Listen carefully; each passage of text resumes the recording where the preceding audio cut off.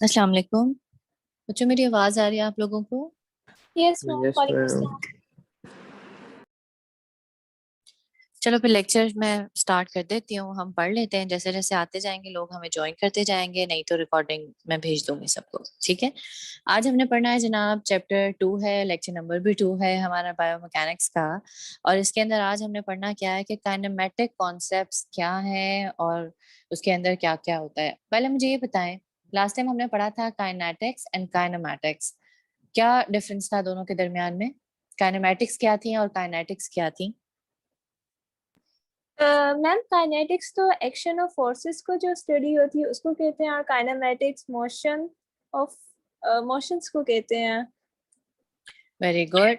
दोनों में basically difference यही है कि kinetics is the study of forces acting on the human body, और kinematics is the action of the movement or the motion or the sequence of movement or whatever we want to study about the movement, वो kinematics में follow करती है। तो आज हम kinematics की ही basic terminologies वगैरह डिस्कस करेंगे। सबसे पहले हमारे पास मोशन की डेफिनेशन है कि अगर object with respect to time एक जगह से वो अपनी पोजीशन चेंज करके दूसरी जगह पे जाता है तो हम कहते हैं कि वो मूवमेंट में है। और इसको हम डिस्क्राइब कैसे करते हैं? हम कहते हैं कि या तो उसको डिस्टेंस के फॉर्म में डिस्क्राइब करते हैं, फॉर एग्जांपल ये इसने 2 किलोमीटर तक वॉक किया है, या हम इसको वेलोसिटी की फॉर्म में डिस्क्राइब करते हैं, जैसे गाड़ी की स्पीड बता रहे हैं, एक्सेलरेशन की फॉर्म में, टाइम की फॉर्म में कि ये इसने इतनी देर तक, फॉर एग्जांपल इसने 1.5 घंटे की वॉक की है। तो था तो उसकी मूवमेंट ही और मोशन ही, लेकिन उसको डिस्क्राइब डिफरेंट फॉर्म्स के अंदर किया जाता है।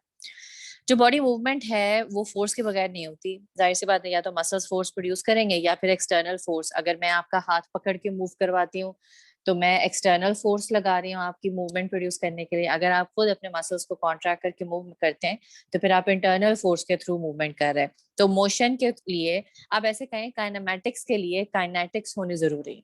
ठीक है। और डिफरेंट फॉर्म्स ऑफ मूवमेंट होती है हमारे पास, या लीनियर मूवमेंट होती है, अगर हम बिल्कुल एक स्ट्रेट लाइन में जा रहे हैं तो वो लीनियर है। अगर हम एंगुलर फॉर्म, अगर मतलब कि उसमें एंगल के फॉर्म में मूव कर रहे हैं तो वो एंगुलर होगी। जो लीनियर है इसकी भी फर्दर 2 फॉर्म्स हैं आगे। अगर बिल्कुल सीधी है तो वो रेक्टिलिनियर है, और अगर वो सीधी जो है लेकिन थोड़ा सा कर्व बना रही है तो फिर वो कर्वीलिनियर कहलाई जाएगी। ठीक है। इसी तरह एंगुलर मूवमेंट क्या होती है? Movement around an axis. और जनरल मूवमेंट होती है जो कि कॉम्बिनेशन हो लीनियर का भी और एंगुलर का भी। फॉर एग्जांपल, यहाँ पे एग्जांपल दी हुई है रग्बी बॉल की, कि उसने बॉल थ्रो की है तो वो बॉल की जो डायरेक्शन है वो बिल्कुल सीधी है। एक जगह से जो ब्लू आपको एरो नजर आ रहा है, वो ब्लू एरो एक जगह से बिल्कुल सीधा जा रहा है, तो वो लीनियर मूवमेंट है उसकी। लेकिन अगर आप सिर्फ बॉल के ऊपर फोकस करें तो वो खुद रोटेट होती हुई जा रही है। तो अगर जो सिर्फ बॉल की मूवमेंट है वो एंगुलर मूवमेंट है, लेकिन जो ओवरऑल स्पोर्ट्स की मूवमेंट है वो लीनियर मूवमेंट है। और चूंकि इस एक्शन में या इस मोशन में लीनियर मूवमेंट और एंगुलर मूवमेंट दोनों हो रही है तो हम इसको कहते हैं ये जनरल मोशन है। ठीक है। और जो ह्यूमन बॉडी के अंदर जो बेसिकली मूवमेंट्स होती हैं, they are not purely linear as well as not purely angular, वो कंबाइन करके होती हैं, इसलिए हम इनको जनरल मोशन कहते हैं। दोबारा बॉल की एग्जांपल दी गई है, बॉल थ्रो की है। जो सबसे ऊपर वाली एग्जांपल है, मुझे बताएं वो कौन सॉरी कौन सी मूवमेंट है सबसे ऊपर जो बनी हुई है बॉल की? लीनियर है मैम। वो बिल्कुल लीनियर है। उसके बाद जो सेकंड मूवमेंट है जिसके अंदर सिर्फ एक बॉल है, वो कौन सी मूवमेंट है? मैम वो रोटेशनल है। वो रोटेशनल है या फिर एंगुलर है? और जो एंड पे लास्ट मूवमेंट है, वो जर्नल हो गई है मैम। हाँ, उसको जनरल क्यों कह रहे हैं लास्ट वाले को? मैम वे बहुत स्ट्रेट स्ट्रेट भी जा रहा है और साथ अपने एक एक्सिस में रोटेट कर रहा है। Very good. बॉल खुद एक सेल्फ रोटेशन भी दे रही है और वो मूव करके एक कर्वीलिनियर उसमें भी जा रही है, तो ये जनरल मोशन है हमारे पास। इसी तरह नीचे एग्जांपल्स और दी गई हैं कि अगर आप बिल्कुल लेफ्ट साइड पे जो बार के साथ हैंगिंग एथलीट है आपका, उसकी मूवमेंट देखें तो वो सिर्फ बार पकड़ के या ऊपर हो सकता है या नीचे हो सकता है, तो वो रेक्टिलिनियर मूवमेंट है। जो सेकंड सेकंड बिल्कुल सेंटर में जो बनी हुई है वो कर्वी लीनियर है, वो एक समरसॉल्ट तो नहीं, वो तो एंगुलर होता है। उसके अंदर सिर्फ अगर आप जंप करें, पूल में वो जंप कर रहा है आपका एथलीट, तो वो कर्वीलियर है क्योंकि वो अलोंग द कर्व जंप कर रहा है। जो एंगुलर मूवमेंट है वो उसी बार को, जो बार आपने पहले रेक्टिलिनियर में देखी थी, उसी बार के अगर अराउंड वो रोटेट करता है एथलीट तो फिर वो एंगुलर मूवमेंट हो जाएगी। एंगुलर और लीनियर मोशन जो है ये इंटर रिलेटेड होते हैं, और जो स्पोर्ट्स के अंदर है ये क्यूमुलेटिव एंगुलर मूवमेंट होती है और साथ उसके लीनियर मूवमेंट भी होती है। जैसे मैंने आपको बात किया कि ह्यूमन बॉडी के अंदर जो मूवमेंट्स हैं वो लीनियर भी होती हैं और वो एंगुलर भी होती हैं, तो इसलिए यूजुअली जनरल मोशंस हैं जो आपकी बॉडी में आई जाती है। ये जो स्पोर्ट्स है नीचे, इसको कहते हैं जैवलिन थ्रोइंग, नेजाबाजी, नेजा उठा के मारते हैं, दूर जाता है। इसके अंदर मैं अब आपको सिचुएशन एक्सप्लेन करती हूँ, आप मुझे बताएं कि ये एंगुलर मूवमेंट हुई है या लीनियर मूवमेंट हुई है। ठीक है, जैसे ये पोजीशन सामने बनी हुई है, जो एथलीट है इसने सिर्फ जैवलिन थ्रो किया है। ठीक है, अब मुझे बताएं जब उसने थ्रो किया है तो जो जैवलिन की मूवमेंट है वो एंगुलर है या लीनियर है? Ma'am angular. सिर्फ जैवलिन, जैवलिन तो बिल्कुल सीधा नहीं जाता नीजा। मैम लीनियर होगी उसकी तो। लीनियर होगी मैम। ये एंगुलर तब होगी जब ये जो जैवलिन है ये रोटेट करता हुआ जाए। फॉर एग्जांपल अगर आपने कोई बॉल फेंकी और वो रोटेट करती हुई जाती है तो फिर वो उसकी एंगुलर मूवमेंट होगी। लेकिन जो नेजा होता है या जो जैवलिन होता है, वो स्टिक भी है तो वो बिल्कुल सीधी जाती है, तो वो उसकी एंगुलर वो है, लीनियर मूवमेंट है। इसी तरह जब वो अगर वहां पे रुक, स्पेस में थोड़ी देर रुक के वापस नीचे जमीन की तरफ आता है, तो अब वो जो बिल्कुल सीधा नीचे आ रहा है, अब वो उसकी मूवमेंट कौन सी होगी? सिर्फ जैवलिन की। एंगुलर। जब वो बिल्कुल सीधा नीचे आ रहा है तो वो एंगुलर होगी। नो मैम, लीनियर होगी जब वो अगर वो सीधा आ रहा मैम है अगर तो। कर्व होगा तो फिर तो एंगुलर नहीं हो जाएगी। बेटा लीनियर के अंदर भी टाइप्स है ना आपके पास, रेक्टिलीनियर और कर्वी लीनियर। होगी तो वो फिर भी लीनियर ही, अगर वो कर्व के कर्वी फॉर्म में भी लीनियर आ रहा है, होगी। लेकिन होगी तो लीनियर ना, एंगुलर तो नहीं होगी। Yes sorry sorry yes ma'am ठीक लीनियर है, होगी, कर्वी लीनियर। इसी तरह अगर आप इसी पोजीशन में, अगर मैं आपसे ये पूछूं कि जो एथलीट जिसने जैवलिन थ्रो किया उसका राइट शोल्डर है जिसने ये थ्रो किया है, मुझे बताएं उसके राइट शोल्डर के ऊपर मूवमेंट कौन सी आएगी ड्यूरिंग दिस थ्रोइंग, एंगुलर की लीनियर?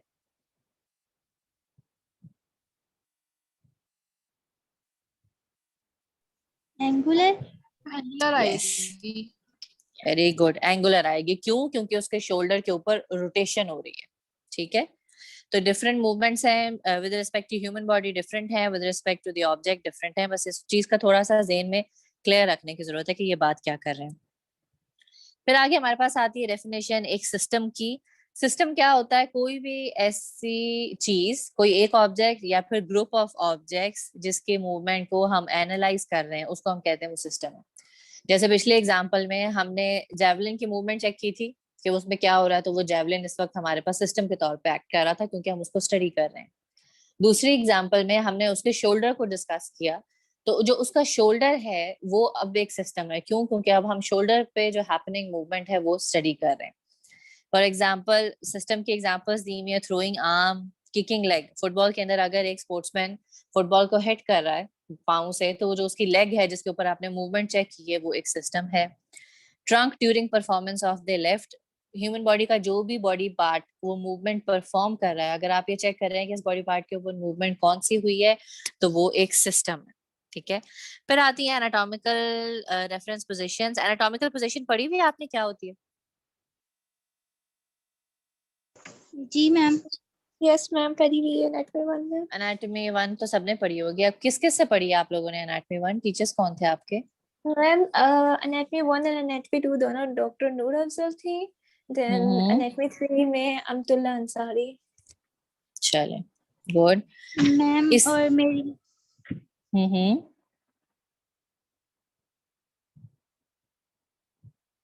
बोलो बिस्मा बेटा, बोल रहे थे आप।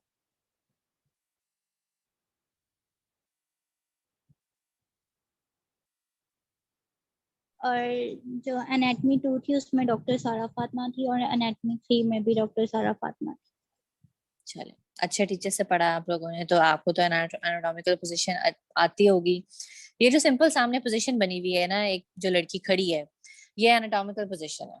ठीक है, अब हम एनाटॉमिकल पोजीशन क्यों पढ़ रहे हैं? क्योंकि जब भी हम इसके बाद जो हम डिफरेंट टर्मिनोलॉजीज पढ़ेंगे, किसी एक टर्मिनोलॉजी है सुपीरियर, एक टर्मिनोलॉजी है इंफीरियर, एक को हम कहेंगे ये मीडियल है, दूसरी लैटरल है। ये चीजें आपने एनाटॉमी में भी पढ़ी हुई है, इसको हम यहाँ पे थोड़ा सा दोबारा रिवाइज करेंगे।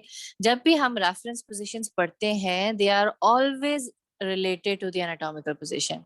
मतलब हम ये बात नहीं करते अब मैंने एक हाथ मेरा सुपिनेटेड पोजीशन में है, दूसरा हाथ मेरा प्रोनेटेड में, अब मैं कैसे फॉर्म करूंगी, एनाटॉमिकल पोजीशन के अंदर जो मेरी है उससे रिलेटेड। फॉर एग्जांपल अगर मैं अपनी आर्म को राइट साइड पे मूव कर रही हूँ, तो अब ये मेरी आर्म राइट लैटरल जा रही है या मीडियल जा रही है, ये मुझे कैसे पता लगेगा? मैं विद रेफरेंस टू दूसरी आर्म भी तो बता सकती हूँ ना कि दूसरी बाजू के मुकाबले में मेरा जो ये राइट साइड वाला बाजू है ये लैटरल जा रहा है या ये मीडियल जा रहा है। नहीं, आप हमेशा एनाटॉमिकल पोजीशन के साथ रेफर करके बताते हैं कि जी ये लैटरल है, ये मीडियल है, ये सुपीरियर है और ये इंफीरियर है। टर्मिनोलॉजीज हम देख लेते हैं नीचे। पहली टर्मिनोलॉजी है सुपीरियर। कोई भी ऐसी चीज, आपका कोई भी body part which is close to your head, उसको कहते हैं वो सुपीरियर है। फॉर एग्जाम्पल एब्डोमेन और नेक, मुझे बताएं इन दोनों में से सुपीरियर कौन सा है? नेक मैम। क्यों? मैम बिकॉज हेड के करीब है, सुपीरियर पार्ट है। हाँ, क्योंकि वो हेड के करीब है। ठीक है, इसी तरह इसी पोजीशन में मुझे बताएं इंफीरियर कौन सा है? एब्डोमेन सुपीरियर होगा। एब्डोमेन। कोई भी ऐसा body part which is close to your tail, caudal होता है बेसिकली, जो टेल बोन होती है ना आपकी, कॉक्से जो कॉक्सा बोन होती है उससे रिलेटेड। ह्यूमन की तो टेल नहीं होती, जानवरों की होती है, लेकिन which is any body part which is close to your tail, उसको कॉर्डल या इंफीरियर कहा जाता है। उसके बाद पोजीशन है हमारे पास इंटीरियर एंड पोस्टीरियर। इंटीरियर होती है वेंट्रल सरफेस, आपका जो फ्रंट का बॉडी पोर्शन है वो इंटीरियर है, और जो पोस्टीरियर है वो आपकी डॉर्सम या बैक, जो बैक होती है वो डॉर्सम होती है। मुझे बताएं हैंड की इंटीरियर सरफेस कौन सी होती है, पाम वाली या जो बैक साइड होती है वो वाली? मैम पाम इंटीरियर होगी। काम वाली। हाँ, और उसको बोलर सरफेस भी कहा जाता है। ठीक है, इसी तरह नेक्स्ट हमारे पास टर्मिनोलॉजीज है मीडियल एंड लैटरल। कोई भी body part which is away from your central body axis, body का एक एक्सेस होता है जो कि आपके वर्टिब्रीज के दरमियान से क्रॉस करके आपके टेल बोन से गुजरता है और आपके हेड से गुजरता है। बॉडी को इक्वल पार्ट्स में जो डिवाइड करता है वो सेंट्रल एक्सेस होता है। कोई भी body part which is away from the central axis that is known as the medial lateral, और जो body part close to the central axis होता है उसको हम मीडियल कहते हैं। फॉर एग्जाम्पल अगर हम एग्जाम्पल लें, किसकी एग्जाम्पल दो मुझे, रिब्स में, और ठीक है आपकी राइट साइड की रिब्स ज्यादा मीडियल हैं या आपकी राइट साइड की एल्बो? मैम रिब्स मीडियल होंगी ना। क्यों, क्या रीजन है? हमने उनको मीडियल क्यों कहा, हमने एल्बो को मीडियल क्यों नहीं कह दिया? Ma'am mid of the body जा रहे हैं, मेन सेंट्रल ऑफ। हाँ, जो भी body part centre of the axis के करीब होगा दैट इज मीडियल, और जो उससे अवे होगा दैट इज लैटरल। ठीक है, इसी तरह प्रॉक्सिमल डिस्टल है। प्रॉक्सिमल क्या होता है? जो अपर बॉडी पार्ट होता है। और प्रॉक्सिमल और सुपीरियर वगैरह में ये डिफरेंस है कि प्रॉक्सिमल हर लिम्ब का डिफरेंट होता है। मतलब कि ऐसे नहीं है कि फॉर एग्जाम्पल आपका जो हैंड है वो डिस्टल है और जो आपका शोल्डर है वो प्रॉक्सिमल है। इसी तरह आपका जो लिम्ब है, लोअर लिम्ब है, उसके अंदर जो आपका फुट है वो डिस्टल है और जो आपका हिप जॉइंट है वो प्रॉक्सिमल है। सुपरफिशियल डीप क्या होता है कि जो चीज स्किन के करीब होगी वो सुपरफिशियल है, जो स्किन से दूर होगी वो डीप है। फॉर एग्जाम्पल मैं आपसे पूछती हूँ, एक एग्जाम्पल है सबक्यूटेनियस फैट की, ठीक है, और दूसरी एग्जाम्पल है अंदर पड़ी हुई आर्टरी की। सुपरफिशियल आर्टरी नहीं, जो डीप आर्टरीज होती हैं। अब मुझे बताएं इन दोनों में से, सबक्यूटेनियस फैट में से और आर्टरी में से डीप कौन सी है? आर्टरीज। आर्टरी। हाँ, क्यों डीप है वो? Because it is away from the skin. Yes, because it is away from the skin. Very good. आगे हमारे पास आते हैं कार्डिनल प्लेन्स। ठीक है, देयर आर 3 प्लेन्स। मुझे बताएं कि आप लोगों ने पहले ये पढ़े हुए हैं प्लेन्स या नहीं? Yes no ma'am. मैम। अच्छा, पहले प्लेन्स किसी ने पढ़े हैं, किसी ने नहीं पढ़े? चलो मैं बताने फिर भी लगी हूँ, मैं आइडिया ले रही थी कि आप लोगों को कुछ पता है इसके बारे में। नहीं, ठीक है, 3 प्लेन्स होते हैं। प्लेन जो वर्ड होता है ना, इसका मतलब होता है एक स्पेस है, ठीक है, एक एग्जिस्टिंग स्पेस है जिसके अंदर मूवमेंट होती है। अब प्लेन और एक्सिस में डिफरेंस होता है। प्लेन है एक potential space in which the movement occurs. Axis is the line और the rod around which the movement occurs. Plane के अंदर मूवमेंट होती है और एक्सिस के अराउंड मूवमेंट होती है। बस ये 2 बेसिक चीजें हैं जो आपने अपने दिमाग में बिठानी है ताकि आपको कंफ्यूजन ना हो। मैंने क्या रिपीट किया है, प्लेन के अंदर मूवमेंट होती है और एक्सेस के अराउंड मूवमेंट होती है, ठीक है। They are 3 planes. मैं अपनी आसानी के लिए यूजुअली हमेशा इसको ऐसे याद करती होती थी कि ये ग्लास एक सरफेस है, ठीक है, और ग्लास इतना तेज है, शीशा इतना तेज है कि अगर ये आपकी बॉडी में से गुजरे तो इसको आपकी बॉडी को काट देगा 2 पार्ट्स में। अब हम पहली एग्जांपल देते हैं जो ट्रांसवर्स प्लेन की दिखाई हुई है, उसके अंदर ग्लास कहाँ से इंटरसेक्ट कर रहा है बॉडी को? एब्डोमेन से। एब्डोमेन से। अगर शीशा ह्यूमन बॉडी को यहाँ से काट दे तो 2 पार्ट्स बनेंगे ह्यूमन बॉडी के? Yes Yes, ma'am. ma'am. कौन से 2? Upper and lower. Upper and lower या सुपीरियर एंड इंफीरियर, ठीक है। जो मूवमेंट अब सुपीरियर प्लेन में होगी, अब यह है ट्रांसवर्स प्लेन, या मूवमेंट सिर्फ सुपीरियर में हो सकती है या मूवमेंट सिर्फ इंफीरियर में हो सकती है, ये ट्रांसवर्स प्लेन है। दूसरी एग्जांपल की तरफ आते हैं, फ्रंटल प्लेन की।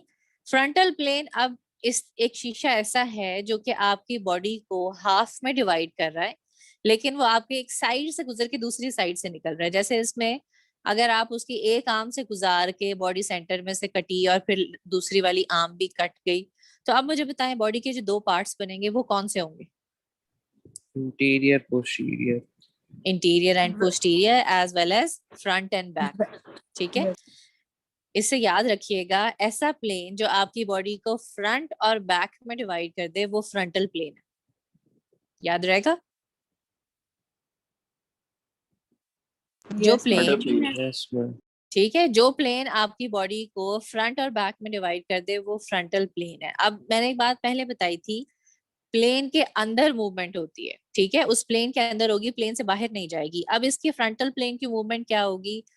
जो लैटरल मूवमेंट होती है ना, आप ये देखें, मतलब कि इस मूवमेंट के दौरान आप पीछे मूव नहीं कर सकते, आप या सिर्फ फ्रंट पे मूव कर, फ्रंटल पार्ट में मूव करेंगे या सिर्फ बैक पार्ट पे मूव करेंगे। इसकी एग्जांपल होती है लैटरल और मीडियल। अगर आप आर्म को मूव करें तो वो सिर्फ उस प्लेन के अंदर मूव कर रही है, वो क्रॉस करके पीछे नहीं जा रहा। इसी तरह जो लास्ट प्लेन है हमारा, अब ये शीशा ऐसे है, ये दोबारा आपकी बॉडी को हाफ में डिवाइड कर रहा है, लेकिन ये आगे से जा रहा है, बॉडी आधी हो रही है और फिर पीछे से ये निकल के बाहर जा रहा है। तो अब इस प्लेन ने आपको 2 बॉडी पार्ट्स में डिवाइड किया है। सैजिटल प्लेन की बात कर रही हूँ, मुझे बताएं ये 2 बॉडी पार्ट्स कौन से होंगे? Ma'am Ma'am, right or left left? Left right. हाँ, 2 साइड्स में, एक लेफ्ट साइड हो सकती है या राइट साइड हो सकती है। इसको याद करने का एक देसी तरीका है। आप लोग पंजाबी हैं? कोई पंजाबी है आप लोगों में से? Yes ma'am. Yes ma'am. ठीक है। जो प्लेन आपको सज्जे और पुठे में डिवाइड कर दे वो सैजिटल प्लेन है। ठीक है मैम मैम। सज्जे और खब्बे। सज्जे हाँ चलो यहाँ पे सज्जे खब्बे कह लो, चलो ठीक है। जो आपको साइड्स में डिवाइड कर दे, अगर जो जिनको पंजाबी नहीं समझ आती उनके लिए, जो प्लेन आपको 2 साइड्स में डिवाइड कर दे, साइड लेफ्ट साइड हो सकती है या राइट साइड हो सकती है, वो सैजिटल प्लेन है, ठीक है। तो 3 तरह के प्लेन्स पढ़े। ट्रांसवर्स प्लेन है जो बॉडी को अपर और लो पार्ट्स में डिवाइड करता है। फ्रंटल प्लेन है जो आपकी बॉडी को फ्रंट और बैक में डिवाइड करता है। और सैजिटल प्लेन है जो आपको राइट साइड और लेफ्ट साइड में डिवाइड करता है। ये है प्लेन्स, ठीक है। सैजिटल प्लेन के अंदर जो मूवमेंट होगी, अब जो सैजिटल प्लेन की मूवमेंट है वो फॉरवर्ड या बैकवर्ड होगी। आपने मूवमेंट इमेजिन करनी है जो इस शीशे के अलोंग होगी, इसको क्रॉस नहीं करनी चाहिए।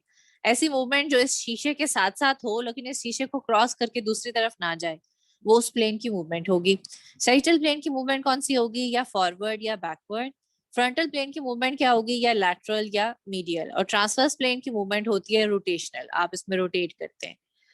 फिर आता है हमारा सेंटर बॉडी का एक्सेस, जो कि मैं पहले भी बता चुकी हूँ, आपकी उसमें से गुजर के जाता है, बॉडी के बिल्कुल सेंटर से गुजरता है, और ये वो पॉइंट होता है जहाँ पे तीनों प्लेन्स बैलेंस हो जाते हैं या तीनों एक्सेस बैलेंस हो जाते हैं। उस पॉइंट को कहते हैं सेंटर ऑफ ग्रेविटी, और वो सेकंड नंबर वर्टिब्री पे फॉल करता है। यहाँ लिखा हुआ नहीं है, मैं आपकी नॉलेज के लिए वैसे बता रही हूँ।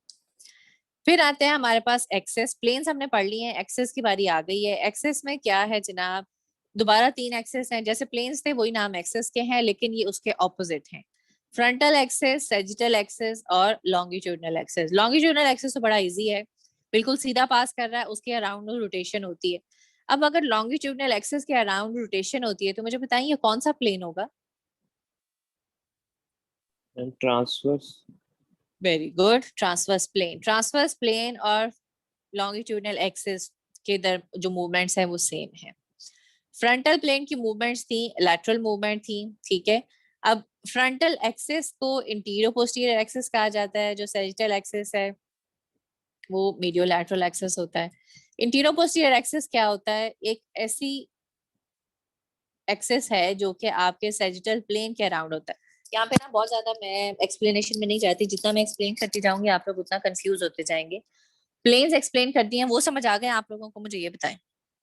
Yes ma'am. Yes yes Yes, ma'am. ठीक है। Yes ma'am. अब नेक्स्ट स्टेप याद सिर्फ ये करना है कि फ्रंटल प्लेन और सैजिटल एक्सिस बहन भाई हैं, सैजिटल प्लेन और फ्रंटल एक्सिस बहन भाई, ठीक है। एक्सिस और प्लेन एक दूसरे के ऑपोजिट हैं। अगर मैं कहूँ फ्रंटल एक्सिस है तो इसका प्लेन कौन सा होगा? Sagittal axis. Sagittal plane. नहीं, एक्सिस तो मैंने बता दिया, फ्रंटल एक्सिस बताया मैंने आपको, इसका प्लेन बता Sagittal दीजिए। plane. होगा। सैजिटल प्लेन होगा। सैजिटल प्लेन, ठीक है। अगर मैं कहूँ सैजिटल एक्सिस तो इसका प्लेन कौन सा होगा? Frontal plane. Frontal axis. Frontal plane, ठीक है। और लॉन्गिट्यूडिनल एक्सिस का प्लेन कौन सा है? Transverse. Transverse plane. Transverse plane. अब यहाँ पे इसको इजी करने का तरीका क्या है कि आपने जब मूवमेंट्स याद करनी है तो या आप एक्सिस की मूवमेंट याद करें या आप प्लेन की मूवमेंट याद करें, दोनों को मिक्स नहीं करें। अगर आप सिर्फ एक्सिस की मूवमेंट याद करते हैं और आपको ये पता है कि फ्रंटल एक्सिस की जो भी मूवमेंट होगी इसका प्लेन तो सैजिटल ही होता है ना, और आपसे क्वेश्चन ये पूछा जा रहा है कि मुझे सैजिटल प्लेन की मूवमेंट्स बता दें, आप सिंपल ब्रेनस्टॉर्मिंग करें। अच्छा, फ्रंटल एक्सिस की जो जो मूवमेंट्स थी, आपने सिर्फ फ्रंटल एक्सिस की मूवमेंट याद की थी, आप या सिर्फ प्लेन की मूवमेंट याद कर लें या सिर्फ एक्सिस की मूवमेंट याद कर लें, ठीक है। प्लेन की मूवमेंट हम ज्यादा उसमें आसानी होती है याद करनी, एक्सिस की मुश्किल होती है। लेकिन ये चीज सिर्फ मैं इसलिए बता रही हूँ कंफ्यूजन को प्रिवेंट करने के लिए, या एग्जाम के अंदर कंफ्यूजन को प्रिवेंट करने के लिए, वरना ये 2-3 दफा जब आप चीजें रिपीट करते हैं तो खुद ही आपको समझ आने लग जाती है। सैजिटल प्लेन की मूवमेंट्स है जनाब, फ्लेक्शन, एक्सटेंशन, या फ्रंट या बैक में मूव करते हैं, हाइपर एक्सटेंशन। फुट की मूवमेंट्स डॉर्सिफ्लेक्शन और प्लांटर फ्लेक्शन जो है ये सैजिटल प्लेन की मूवमेंट है। क्वेश्चन मैं आपसे ये करती हूँ, मुझे ये बताएं जनाब, जो प्लांटर फ्लेक्शन है फुट की, ये किस एक्सिस की मूवमेंट है? फ्रंटल एक्सिस की। Frontal axis. Very good, very good. मुझे तो लग रहा था सारे सोए पड़े होंगे लेकिन सब पढ़ रहे हैं, इसका मतलब। अच्छा, फ्रंटल प्लेन की, अगर सैजिटल प्लेन की मूवमेंट्स हमने देखी, अब हम फ्रंटल प्लेन की मूवमेंट्स की तरफ आते हैं। फ्रंटल प्लेन में सारी लैटरल मूवमेंट्स होती हैं, एबडक्शन, एडक्शन, ट्रंक की लैटरल फ्लेक्शन। अगर रिस्ट की बात करें तो रेडियल और अल्नर डेविएशन, फुट की बात करें तो ईवर्जन एंड इनवर्जन। और जो स्कैपुला, इसमें थोड़ी सी एक एग्जाम्पशन है कि जो स्कैपुला की एलिवेशन और डिप्रेशन है वो भी फ्रंटल प्लेन में आती है। याद रखिएगा, यहाँ पे कंफ्यूज नहीं होना कि ये तो ऊपर नीचे मूव करता है तो ये फ्रंटल प्लेन में क्यों आ रहा है, ये फ्रंटल प्लेन में आती है, ये एक इसकी एक्सेप्शन है। अब मैं क्वेश्चन आपसे ये करती हूँ जनाब, मुझे बताएं रेडियल डेविएशन का एक्सिस कौन सा?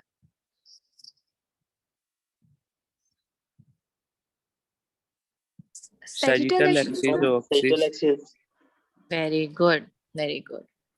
एंड पे आ जाती है हमारी मोस्ट इजी ट्रांसवर्स प्लेन, जिसके ऊपर सिर्फ रोटेशन होती है, मीडियल रोटेशन, लैटरल रोटेशन, चाहे आप आर्म की कर लें या लेग की कर लें। फोर आर्म की सुपिनेशन प्रोनेशन भी इसमें आती है, और इसमें हॉरिजॉन्टल एबडक्शन और हॉरिजॉन्टल एडक्शन आती है। हॉरिजॉन्टल एबडक्शन एडक्शन इसमें क्यों आ रही है? याद रखिएगा, सिंपल एबडक्शन एडक्शन जो है वो लैटरल मूवमेंट्स हैं, ठीक है, वो फ्रंटल प्लेन में आती हैं। लेकिन हॉरिजॉन्टल एबडक्शन और एडक्शन, इसमें शोल्डर जॉइंट के ऊपर रोटेशन होती है, ठीक है, तो ये हमारे पास ट्रांसवर्स प्लेन में आती है। अब जो नीचे एग्जांपल्स हैं, डिफरेंट स्पोर्ट्स हैं, स्पोर्ट्स के अंदर मल्टी प्लेनर स्किल्स होते हैं। जब भी आप खेल रहे होते हैं या किसी भी स्पोर्ट्स में पार्टिसिपेट करते हो, आप किसी प्योर, जैसे ह्यूमन बॉडी के अंदर प्योर एक मूवमेंट नहीं होती, ना लीनियर होती है ना एंगुलर होती है, बल्कि जनरल मूवमेंट होती है। इसी तरह ह्यूमन बॉडी के अंदर एक टास्क के दौरान मूवमेंट सिर्फ एक प्लेन या एक एक्सिस पे नहीं होती, ये मल्टी प्लेनर मूवमेंट्स होती है, मतलब कि एक टाइम पे डिफरेंट प्लेन्स में आप मूव कर रहे होते हैं। लास्ट पे हमारे पास दोबारा कॉन्सेप्ट है क्वालिटेटिव का और क्वांटिटेटिव का। ये कॉन्सेप्ट हम पिछले लेक्चर में भी रिवाइज कर चुके हैं। क्वालिटेटिव होता है किसी भी चीज की description in the form of quality, movement अच्छी थी, मूवमेंट नहीं थी, फास्ट थी, स्लो थी, बेहतर स्किल अच्छा था नहीं था, वो क्वालिटेटिव है। इसी तरह मूवमेंट अगर आप क्वांटिटीज में एक्सप्लेन करें, नंबर्स में एक्सप्लेन करें, तो वो क्वांटिटेटिव मूवमेंट हो जाएगी। कैसे? आप बताएं कि इसने 1.5 माइल वॉक की है, वॉक मूवमेंट है, लेकिन आपने एक्सप्लेन किया है उसको नंबर्स की फॉर्म में, तो वो क्वांटिटेटिव हो गई। ठीक है, जंप अगर अच्छी थी, गुड जंप थी, तो वो क्वालिटेटिव है। अगर हम बताएंगे कि वो 2.1 मीटर लॉन्ग जंप थी, तो वो अब क्वालिटेटिव आ गई। इसका आप लोगों को पता है। ठीक है, उसके बाद काइनेमेटिक जो क्वांटिटीज हैं, हम सारा काइनेमेटिक से पढ़ रहे थे ना, मूवमेंट से रिलेटेड ही पढ़ रहे हैं। सॉरी, पढ़ रहे हैं कि ये एक्सेस के अराउंड है या ये प्लेन्स के अराउंड हो रही है, ये कैसे हो रही है, इसकी मेजरमेंट कैसे की जाती है, आपको कैसे पता लगेगा कि आपने मूवमेंट को कैसे मेजर करना है। डिफरेंट इसके टूल्स हैं, कुछ बहुत एडवांस हैं, कुछ बेसिक हैं। एडवांस टूल्स में सिनेमेटोग्राफी और वीडियोग्राफी आती है। कैसे कि आप एक स्टूडियो सा बनाया है, आपने स्टूडियो के अराउंड आपने सारे कैमरा वगैरह लगा दी हैं और सारी चीजें मेजर करने का लगा दिया, उसको चिप्स वगैरह भी लगा दी हैं, और अब वो सिर्फ उसके सामने से, कैमरा के सामने से मूव करके जाएगा। वीडियो आपके पास आ गई। सिनेमेटोग्राफी या वीडियोग्राफी में क्या होता है, आप उसकी वीडियो को बाद में एनालाइज करते हैं डिफरेंट सॉफ्टवेयर के अंदर। इसके अंदर एग्जाम्पल आती है जो क्रिकेट के अंदर जो स्पोर्ट्समैन होते हैं, अगर अक्सर होता है ना, टेस्ट होता है किसी का, उसका बॉलिंग टेस्ट, एक्शन टेस्ट किया गया है, या उसका हफीज का किया गया था, सईद अजमल था उसका किया गया था, बताते हैं कि जी ये नहीं, इतने एंगल पे मूवमेंट होती है, ये अलाउड है और ये नहीं अलाउड। वो चीजें सारी वीडियोग्राफी के थ्रू मेजर की जाती हैं। ठीक है, कंप्यूटराइज डिजिटल इक्विपमेंट होता है। और एक दफा आप कैमरे के साथ, ऐसे नहीं होता आप बार बार उसको क्या, अच्छा चलो दोबारा बॉल फेंक के दिखाओ, चलो फिर एक दफा दोबारा बॉल फेंको, उसने तीसरी दफा बॉल आपके ऊपर मार देनी है कि ये कितनी दफा मेरे से चेक कराएगा। आप एक दफा उसके मूवमेंट रिकॉर्ड करते हैं और फिर उसकी वो जो मूवमेंट होती है उसको डिफरेंट सॉफ्टवेयर के अंदर एनालाइज किया जाता है, ये देखने के लिए कि अच्छा इसके शोल्डर पे कितनी डिग्री की मूवमेंट है, इसके एल्बो पे कितनी है और बाकी कितनी है। बेसिक इक्विपमेंट होता है, वो गोनियोमीटर्स वगैरह होते हैं। काइनी पढ़ चुके हैं आप लोग? Yes, Yes, yes. ma'am. ठीक है, काइनी के अंदर आप लोगों ने गोनियोमीटर की चेक किया होगा। ठीक है, तो गोनियोमीटर, बेसिक गोनियोमीटर्स भी होते हैं और इलेक्ट्रोगोनियोमीटर भी होते हैं। बेसिक गोनियोमीटर वो है जो आप लोगों ने देखा होगा अगर काइनी में रेंज ऑफ मोशन मेजर की है, तो ये जो रूलर सा पहले बना हुआ है वो है। इलेक्ट्रोगोनियोमीटर होता है जो चिप्स के थ्रू डिवाइस लगा के उसमें आप अटैच कर देते हैं, और जब भी बॉडी पार्ट मूव होता है तो वो जो डिवाइस है उसके ऊपर डिजिटल डाटा आ जाता है कि जी इतने डिग्री की मूवमेंट हुई है। ठीक है, बायोमैकेनिक्स की उसके बाद डिफरेंट ब्रांचेस हैं हमारे पास। स्पोर्ट्स बायोमैकेनिक्स होगी, वो वाली बायोमैकेनिक्स जो कि सिर्फ स्पोर्ट्स से ताल्लुक रखती है, एक्सरसाइज से। ऑर्थोपेडिक बायोमैकेनिक्स, वो स्टडी ऑफ बायोमैकेनिक्स, ये सारी एंगल्स और मूवमेंट्स जो कि हम ऑर्थोपेडिक प्रॉब्लम्स के साथ देखते हैं। ठीक है, ऑक्यूपेशनल, जो एंगल्स और मूवमेंट्स वगैरह हम वर्क प्लेसेस के साथ देखते हैं वो ऑक्यूपेशनल होती है। और उसके अलावा अगर उसके अलावा कोई भी और फील्ड होगी बायोमैकेनिक्स की, तो वो biomechanics of other biological system आता है। ठीक है, उसके अंदर मरीन बायोमैकेनिक्स वगैरह आती हैं, या एनिमल्स के आती हैं, या कुछ और चीजें आती हैं। ठीक है, ये 3-4 ब्रांचेस हैं बायोमैकेनिक्स की। ये नाम, इनके नाम याद कर लीजिएगा, इनके एग्जांपल्स याद कर लीजिएगा, किसका मकसद क्या है। बाकी लेक्चर बहुत सिंपल था, इसमें से अगर कुछ नहीं समझ आया तो मेरे से पूछें आप।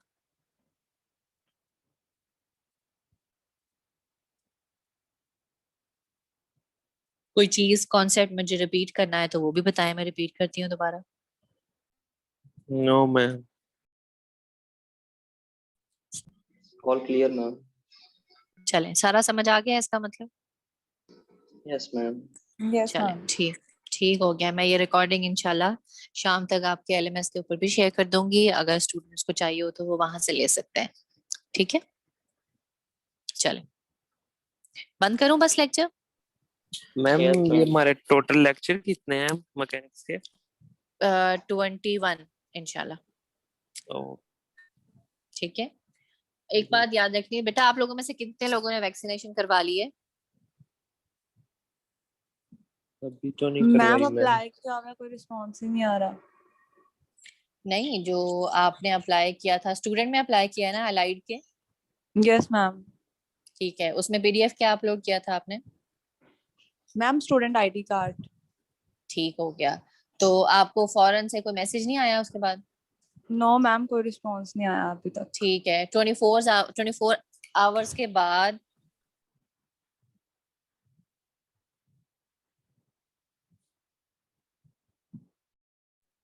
मैम आपका माइक बंद हो गया।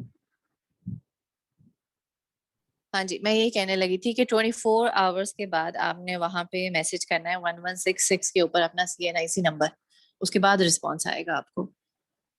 ओके मैम, ठीक है। ठीक है, 24 आवर। वैसे 48 लिखा होता है, लेकिन आप 24 घंटे की बात करते हैं। और आप उसके एक आध दिन बाद थोड़ा सा वेट करें, क्योंकि रजिस्ट्रेशन पे होता है। लेकिन पता नहीं, मेरे ख्याल में मैंने सुना था कि कल बंद हो गई है। कल ईमेल आई थी आप लोगों को डॉक्टर हारिस की? मैम हम मैम लोग वो को आई आई नहीं थी थी बट 2-3 दिन रिसीव कर पहले। वैक्सीनेशन की? यस मैम, उन्होंने सिर्फ 40 स्टूडेंट्स को की थी। अच्छा, क्यों 40 को क्यों की थी? कल तो उन्होंने सारों को ही की है। मैम हम लोगों को तो अभी तक भी नहीं आई है, बट लिंक आ गया था तो नहीं वो नहीं सबमिशन करवा दी थी। ठीक है, चलो उसमें अप्लाई करो। मैंने सुना था कि कल लास्ट डेट है, लेकिन अगर नहीं है और अभी हो रही है तो वैक्सीनेशन करवाएं, अपने भी और अपने घर वालों की भी। ठीक है, यस मैम। चलो, ओके, अल्लाह हाफिज। अल्लाह हाफिज मैम। अल्लाह हाफिज मैम। रिमशा बेटा, मुझे ईमेल करो, मैं आपको लिंक भेजती हूँ ईमेल पे। ठीक है।